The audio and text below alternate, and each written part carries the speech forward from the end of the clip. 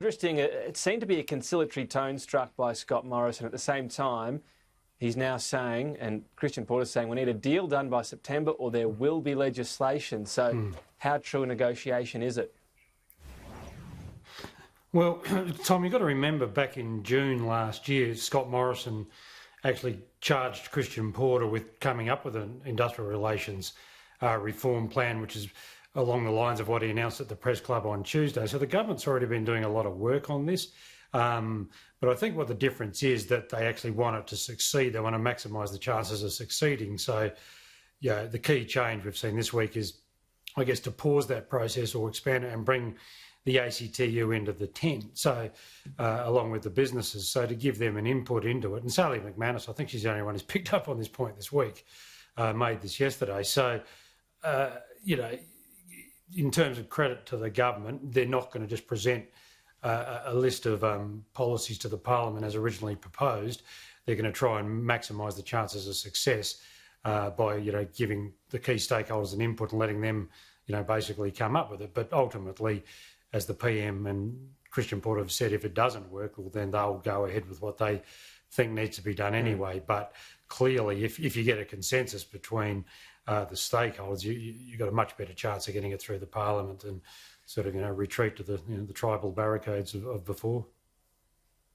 Yeah, look, a lot of it won't be easy, but when you get a situation where EBA's held up for a long time or even struck out because of what feel like technicalities, that not every single person is better off overall, when you're sometimes talking about tens of thousands of people, it seems even Sally McManus can see the logic of the system is failing right now in many ways. So maybe that makes the task easier, that everyone seems to think it's not working that well. Look, that's the common starting point, isn't it? I mean, all those 5 areas which the Prime Minister outlined on Tuesday, there is a common agreement, whatever side anyone is on this debate, that they all need fixing. Where there's, I guess, that's the easy bit. The hard bit is what the solution is. And the trouble is with industrial relations, Tom, is there's always winners and losers, and the trick is to make everyone feel like a winner and give them something. And so that's why I think ultimately the PM will have to put something on the table, even though he doesn't want to at the moment. But if you look at the enterprise agreements, which is one of the 5 areas, they worked wonderfully well after they were introduced by Paul Keating and Laurie Brereton in 1993 in terms of stimulating productivity and wages growth. They were initially got destroyed by John Howard when he brought in the AWAs under work choices, and then Julia Gillard inflicted further damage when she undid work choices and replaced the no disadvantage test with the better off overall test, which has just made these things pretty hopeless in terms of trying to land them, because it's just, the boot test is just too onerous. So, if you scratch anyone and ask them honestly, why wouldn't you go back to what Paul Keating introduced? Because it worked and it drove wages growth.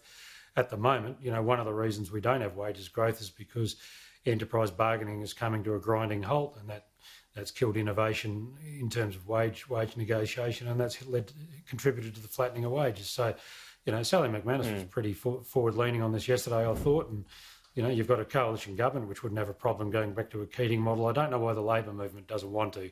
It's the Labor Party, Tony Burke, who's been saying they don't want to get rid of the boot because it may leave a few workers worse off. Well, we'll see where that winds up. But, as I said, a common starting point. It's a lot better than we've had before. Yeah.